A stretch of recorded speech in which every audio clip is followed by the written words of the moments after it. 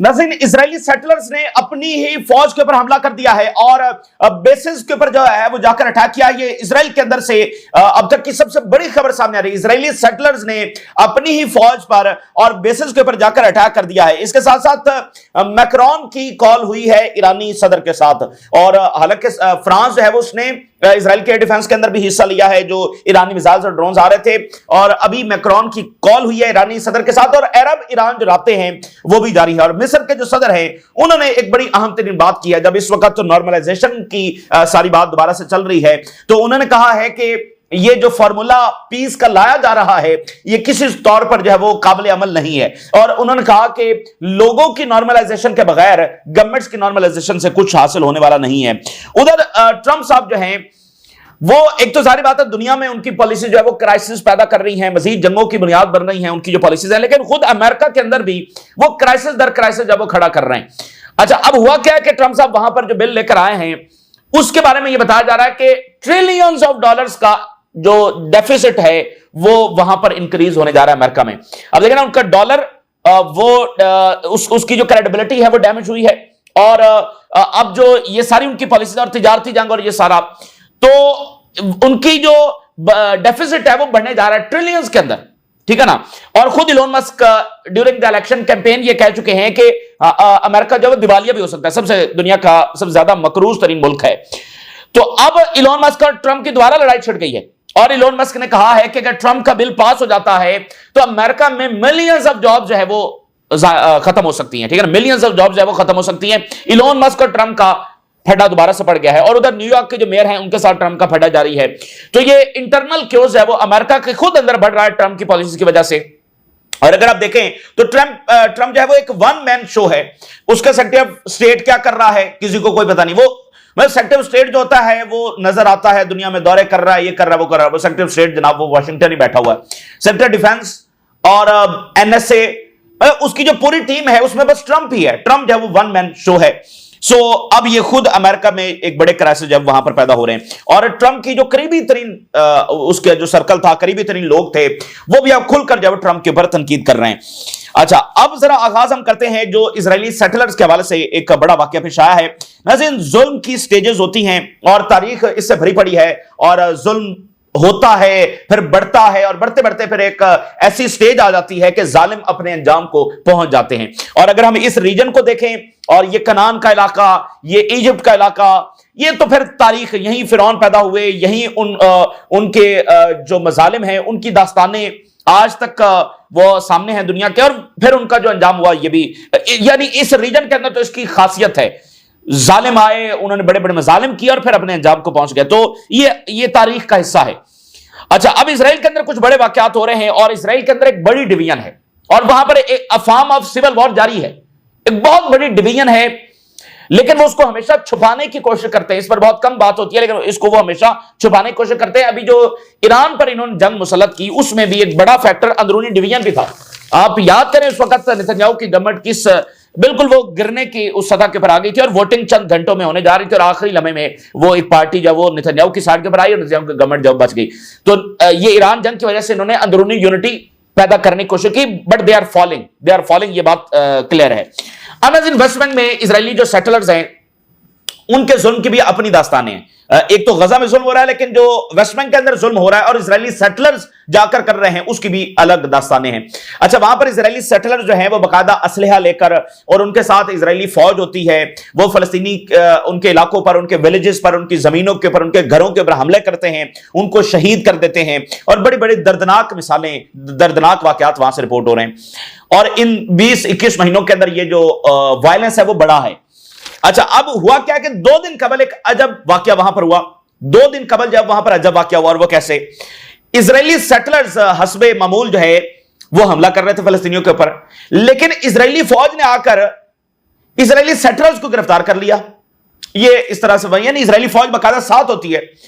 ये Israeli settlers जो है वो फलस्तीनियों को मारते रहते हैं, और अगर फलस्तीनी आगे से मजामत करने लगे तो फौज जो है वो आकर जो है वो रेस्क्यू करती है इजरायली सेटलर्स को, और फलस्तीनियों को जब वो बंदूकें शदूकें दिखाकर उनको डराने की कोशिश करती है।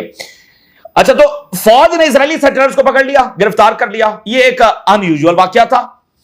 आज क्या हुआ है, कुछ ही देर पहले जो इजरायली सेटलर्स हैं उन्होंने बड़ी तादाद के अंदर वेस्ट बैंक में जो इजरायली फौज की बेसेस हैं उसके ऊपर धावा बोल दिया, हमला कर दिया बाकायदा, और जला के राख कर दिया बहुत सारे उनकी बेसिस को। और ये मतलब इससे बड़ी और खाना जंगी की मिसाल क्या होगी? ये अब तक का सबसे बड़ा वाकया है कि उन्होंने अपनी ही फौज की अपनी बेसिस के ऊपर हमला करके उनको जला के राख किया और फौजियों को भी नुकसान पहुंचा है। तो ये काइंड ऑफ सिविल वॉर है जो वहां पर इस वक्त आगे बढ़ रही है। सेटलर वायलेंस टर्न्स इनवर्ड, यानी वो जो वायलेंस फलस्तीनियों के खिलाफ हो रहा था अब वो टर्न हो गया inward. Israeli occupied forces attacked, security post burned. फिर वो कहते हैं कि footage of Israeli media showed dozens of young and religious man typically associated with hill top youth. ये वेस्ट बैंक के अंदर हिल टॉप यूथ जो है ये यानी इनके समझ लें क्रिमिनल गैंग्स हैं सेटलर्स के, वो वहां पर फेमस है इस नाम से क्योंकि ये हिल टॉप के ऊपर जाकर जब वो कब्जे करते हैं फलस्तीनियों के गांव तबाह कर देते हैं, ये इस नाम से वहां पर मशहूर है। Video showed Israeli forces using stun grenades. अब आगे से इजरायली फौज जो है वो स्टन ग्रेनेड्स इस्तेमाल कर रही है on dozens of settlers gathered around military base just north of Ramallah. ठीक है, ये जनाब वहां पर हुआ है। After the attack Israeli military released photos of burned infrastructure. बकायदा वीडियोस तस्वीर जारी की हैं कि ये जलाकर इन्होंने जब राख कर दिया है। तो बात यह है कि जो अब ये पूरी खप पड़ी हुई है और समुद्र जैसा बंदा भी स्टेटमेंट जारी करके कह रहा है कि रेड लाइंस क्रॉस हो गई हैं। भाई कौन सी रेड लाइंस? हालांकि ये समुद्र और बेन गवर ही की ये सारी हिमायत हासिल है इजरायली डिफेंस मिनिस्टर की। तो अब उन्होंने अपनी फौज, आप जरा अंदाजा करें, असल में इनकी जो सोसाइटी है नाज़रीन वो बहुत ज्यादा एक्सट्रीमिस्ट हो चुकी है और पूरी सोसाइटी एक्सट्रीमिस्ट हो चुकी है और इस एक्सट्रीमिज्म की स्टेज के ऊपर जब वो एग्जिस्ट नहीं किया जा सकता है। और आपको इनके बारे में बड़ी दिलचस्प बात आप जरा नोट करें, इनका कॉन्स्टिट्यूशन नहीं है। इजराइल अभी तक अपना कॉन्स्टिट्यूशन नहीं बना सका। हालांकि ये कहते हैं कि जनाब इजराइल जमहूरी रियासत है और वेस्ट कहता है कि हम कहता है कि इजराइल जो वो ओनली डेमोक्रेटिक स्टेट है मिडिल ईस्ट के अंदर। हालांकि टर्की भी एक डेमोक्रेटिक स्टेट है, ईरान भी एक जमहूरी रियासत है, लेबनान भी, और अब इराक जैसा तैसा करके, और बाकी जो बादशाहते हैं उनको तो ये पसंद करते हैं, और लेबनान भी एक जमहूरी रियासत है। तो ये कौन सी जमहूरी रियासत है जो अपना कॉन्स्टिट्यूशन नहीं बना सकी? और उसकी वजह क्या है? उसकी वजह भी एक डिवीजन है, इनके अंदर आइडेंटिटी क्राइसिस है, अल्ट्रा ऑर्थोडॉक्स के साथ एक अलग मसला है, और फिर चूंकि ये ऑक्यूपेशन है, अब देखें ना, यानी ये एक ऐसा इशू है जिसको ये कॉर्नर करते आए हैं, लेकिन वो इशू तो वहीं का वहीं खड़ा हुआ है और अब तो अंदरूनी डिवीजन बड़ी है। यानी जब आप कॉन्स्टिट्यूशन बनाएंगे तो सबको राइट्स देने पड़ेंगे, और अल्ट्रा ऑर्थोडॉक्स के साथ अलग इशू है, और फिर कॉन्स्टिट्यूशन में बताना पड़ेगा कि ये एक नेशन है, ये इसके बॉर्डर्स हैं, तो फलस्तीनियों को भी तो डिस्क्राइब करना पड़ेगा ना ये फलस्तीनी कौन है। तो ये अभी तक अपना कॉन्स्टिट्यूशन नहीं बना सके और यानी एक बहुत बड़ा क्राइसिस इनके यहां एग्जिस्ट करता है, लेकिन अब आकर वो डिवीजन बहुत अगली सतह के ऊपर जो वो चली गई है। तो बहरहाल ये भी अपना आने वाले दिन और महीने जो वो बड़े इस हवाले से इंपॉर्टेंट होने वाले हैं। एक तरफ से बैरूनी तौर पर इजराइल शिकस्त खा रहा है और एक तरफ ये अंदरूनी क्राइसिस जो वो बढ़ रहा है, और जिस तरह से इजरायली थाउजेंड्स की तादाद में इवैक्यूएट हुए हैं सिनाई से और साइप्रस से, ये मामूली वाकया नहीं है। और हैरज ये कह रहा है कि इजरायली आर्मी टोटली एग्जॉस्ट हो चुकी है। The war in Gaza has been exhausted and there is nothing left to direct at Hamas after 2 years of war. 2 साल हमास के ऊपर जंग मुसल्लत किए रखी, अब हमास से क्या मनवाना है? जो 2 साल नहीं मानी और लड़ती रही उससे क्या मनवाया जाएगा? तो अल्टीमेटली जंग रुकेगी तो हमास की शरात के ऊपर रुकेगी, इजरायली शरात के ऊपर नहीं। और इजरायली मीडिया देखिए, Hamas still has prominent leaders, Hamas अभी भी पूरी ताकत के साथ उनके पास प्रोमिनेंट लीडर्स हैं, रेगुलर फोर्सेस हैं and control over security operations. ये इजरायली मीडिया रिपोर्ट दे रहा है आज के हमारा, और इजरायली आर्मी कह रही है कि हमारे ऑब्जेक्टिव्स पूरे हो गए हैं, हमने मुकम्मल कामयाबी जो वो हासिल वहां पर कर ली है। अच्छा, ओहद बराक जो इनका फॉर्मर प्राइम मिनिस्टर है, जरा उसकी स्टेटमेंट देखिए। Nothing is more pressing than renew the struggle to topple the worst government in our history। वो कह रहा है कि इससे ज्यादा इंपॉर्टेंट बात हो नहीं सकती कि हम इस गवर्नमेंट को गिराएं जो हमारी हिस्ट्री की सबसे बदतरीन गवर्नमेंट है। अब आप देखें ना, ईरान के खिलाफ प्रोपेगेंडा कि ये रिजीम अच्छी नहीं है, ये फलानी है, ये फलानी है, और भाई सबसे ज्यादा इस वक्त जो मजामत हो रही है वो तो खुद इजरायली रिजीम के खिलाफ हो रही है कि इसको गिराया जाए, और वो कह रहे हैं कि worst regime in our history.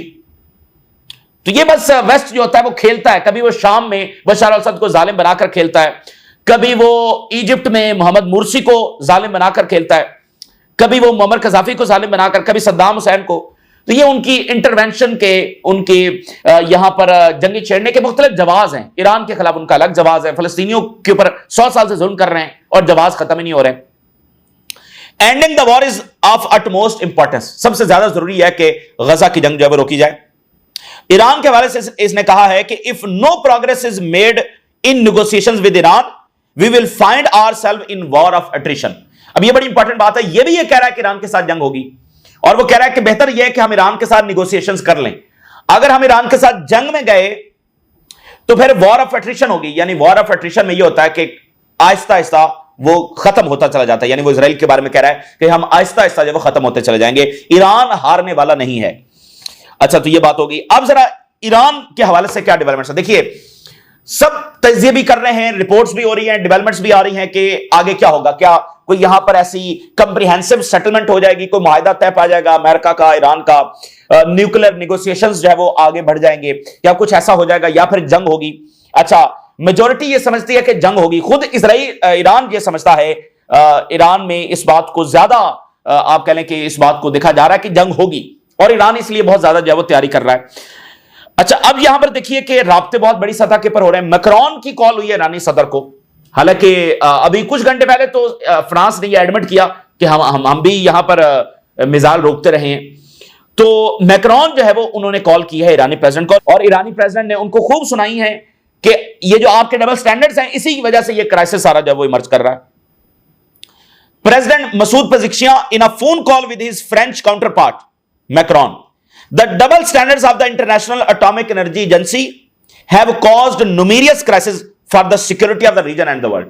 बिल्कुल दो टोक अंदाज में ईरानी सदर ने मैक्रोन को बताया कि ये जो आपके और IAEA इसके जो डबल स्टैंडर्ड्स हैं, ये ना सिर्फ इस रीजन के लिए बल्कि पूरी दुनिया के लिए ये क्राइसिस खड़े हो चुके हैं। Leaders of the human rights and international law provide justification for the illegal Israeli American aggression instead of condemning it.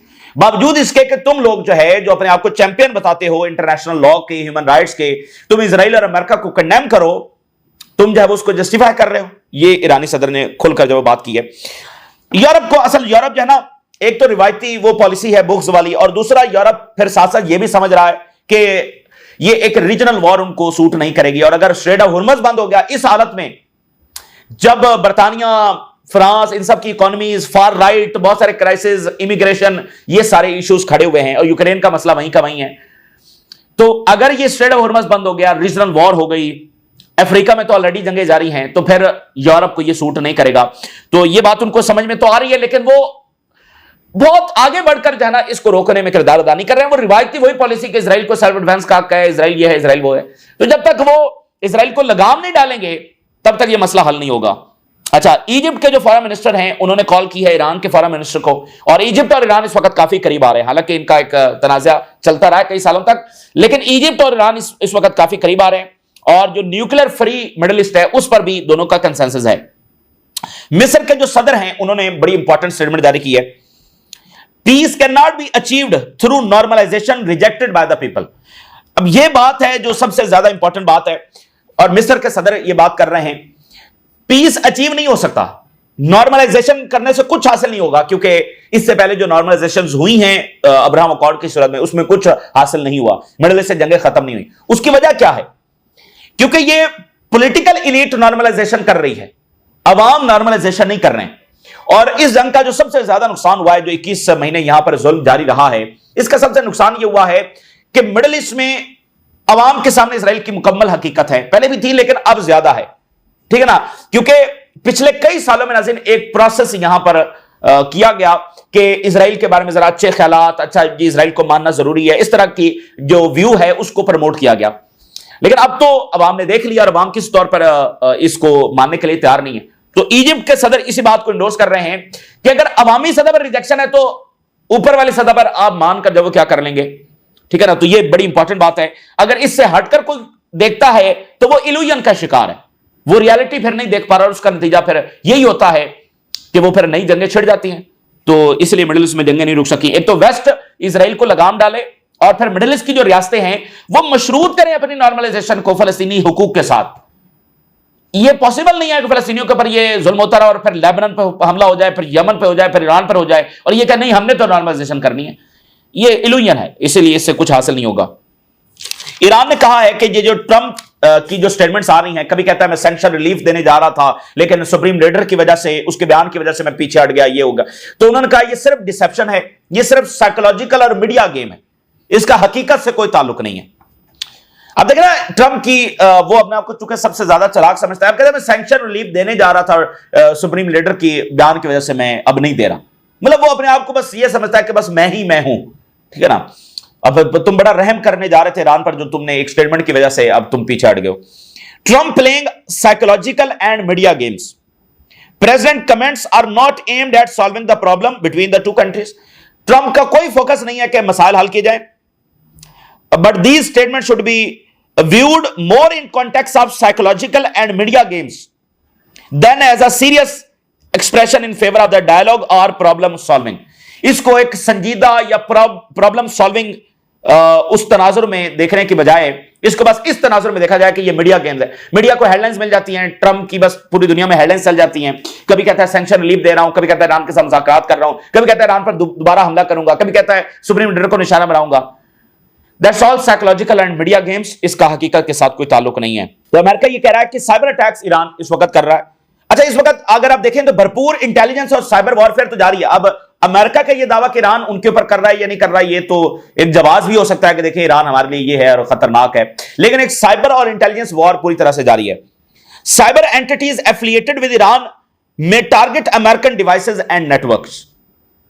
अच्छा जी, increasing threat facing private defense industry companies, particularly those linked to Israel। खासकर वो defence industry जो Israel के साथ link है, उनके ऊपर साइबर अटैक्स हो रहे हैं और आगे आने वाले दिनों में मजीद बढ़ने जा रहे हैं। अच्छा, अल जजीरा का एक एनालिसिस आपके सामने रख रहे हैं। अल जजीरा ये कह रहा है, एनालिसिस है, वो ये कहते हैं कि ईरान ये फील करता है कि नेतन्याहू और ट्रंप किसी भी वक्त हमला कर सकते हैं, और इसकी वजह वो ये समझते हैं कि इनको ऐसा लगता है कि इनके लिए तेहरान के स्काइज ओपन हैं, यानी एयर डिफेंस वीक है तो इनके जहाज आकर कहीं भी बॉम्बिंग कर सकते हैं। ये इस तनाजुर में देख रहे हैं। Iran feels Netanyahu can break cease for any time, Al Jazeera. फिर वो आगे एनालिसिस कोट कर रहे हैं फॉर्मर नेटो ऑफिसर का, Iran is right to be suspicious. वो कह रहे हैं कि ईरान बिल्कुल सही है जब वो इस बारे में सोच रहा है कि इजराइल हमला करेगा, उसको सस्पिशियस होने का ये वो बिल्कुल राइट कर रहा है कि वो ये नहीं कि वो सोचेगा अच्छा सीफार हो गया, बल्कि वो सस्पिशियस रहे कि ये हमला हो सकता है। Given Israeli prime minister Netanyahu's track record in the region, और खासकर इस शख्स का जो ट्रैक रिकॉर्ड है उसको मद्देनजर रखते हुए यह बहुत जरूरी है कि ईरान अलर्ट रहे।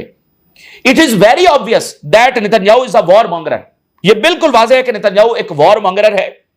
He has attacked not only Iran, उसने ना सिर्फ ईरान के ऊपर हमला किया है, but the Palestinian territories. He was bombing Lebanon and at the same time invaded parts of Syria। ठीक है ना, वो एक वॉर मॉन्गरर है और उसका जो 20 साल ट्रैक रिकॉर्ड है वो भी सामने है। और इस वक्त फलस्तीन पर बमबारी, लेबनान पर, सीरिया को इन्वेड किया हुआ है, यमन पर बॉम्बिंग। तो इस बंदे के ऊपर ट्रस्ट कैसे किया जा सकता है?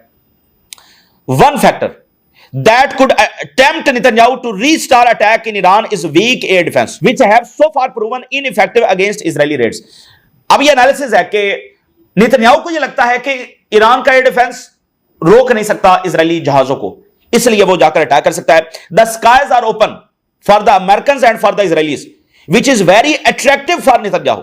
ही feel there is an opportunity, very attractive for Netanyahu and Americans. तो ये एक एनालिसिस है। तो बात ये है कि अगर ईरान का एयर डिफेंस वीक है तो फिर इजराइल का एयर डिफेंस भी तो उस तरह से नहीं है। तो इस वक्त मेरे ख्याल से जो तैयारी हो रही है वो सबसे ज्यादा ये तैयारी हो रही है कि इजराइल का जो एयर डिफेंस है उसको कैसे मजबूत करना है, क्योंकि ये लंबी जंग तभी लड़ सकते हैं जब इजराइल का एयर डिफेंस मजबूत होगा। ईरानी मिसाइल आगे से ना जाकर पेनिट्रेट करें, बल्कि ये हमले करते रहें, और फिर ये प्लानिंग कर रहे होंगे कि किसको असैसिनेट करना है। ये इस तरह की प्लानिंग इनकी जारी होगी। तो ये सबका एनालिसिस यही है कि ये हमला दोबारा होगा, और खुद ईरान भी ये समझ रहा है।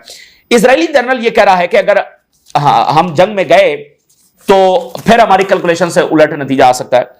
वो कह रहा है कि I did not see any concession from the Iranians, मैं ये नहीं देख रहा कि ईरानियंस को पीछे हटेंगे। अब ये भी एक इल्यूजन होता है, मतलब अब ट्रंप कह रहा है कि भाई वो इनरिचमेंट से पीछे हट जाए, वेस्टर्न मीडिया, इजरायली मीडिया इसी एंगल से बात कर रहा है कि भाई ईरान अब अपनी शराह से पीछे हटे, फलाना है। तो वो कह रहे हैं कि मुझे नहीं लगता कि ईरानियंस कोई कंसेशन देंगे। भाई वो क्यों कंसेशन देंगे? जंग लड़ने के बाद तो उनका अपर हैंड है। They appointed new leaders very quickly and demonstrated relative resilience. उन्होंने जो मुजाहरा किया कि फौरी अपने नए लीडर्स अपॉइंट किए। यह बात वाज़ेह है कि वो एक लंबी जंग के लिए तैयार हैं, उनमें यह सलाहियत है। What surprised and struck me about Iran is the persistence. There is a people fighting until the end. जो persistence ईरान ने दिखाई है वो बड़ी सरप्राइजिंग है, और उन्होंने बताया कि ईरानी पीपल वो हैं जो आखिरी हद तक जब वो लड़ते हैं। ठीक है, ये इजरायली कमांडर ये एनालिसिस दे रहा है। अब नाज़रीन, ट्रंप साहब जो हैं वो दुनिया में क्राइसिस खड़े कर रहे हैं, और सबसे ज्यादा तो वो अमेरिका ही के अंदर क्राइसिस खड़े कर रहे हैं, और इनके बारे में अमेरिकन एक्सपर्ट ये समझते हैं कि ये वो शख्स होंगे जो अमेरिकी एम्पायर को ले डूबेंगे। ये काफी है अमेरिकन एम्पायर के लिए। अब जरा ये खबर देखिए, US senate budget plan adds $3.3 trillion to deficit cut health care.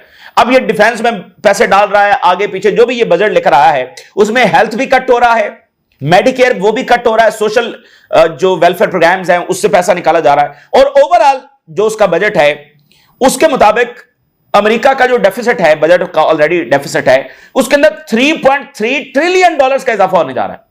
तो अमेरिका तेजी के साथ दिवालिया होने की तरफ बढ़ रहा है, और अभी भी वो जंगों की तरफ जो है वो उसके रुझानात है। हालांकि ये सारा जो कर्जा चढ़ा है वो जंगों की वजह से है। तो ये वो बहुत सारी ऐसी एम्पायर्स हैं वो जंगों की वजह ही से कोलैप्स हुई हैं।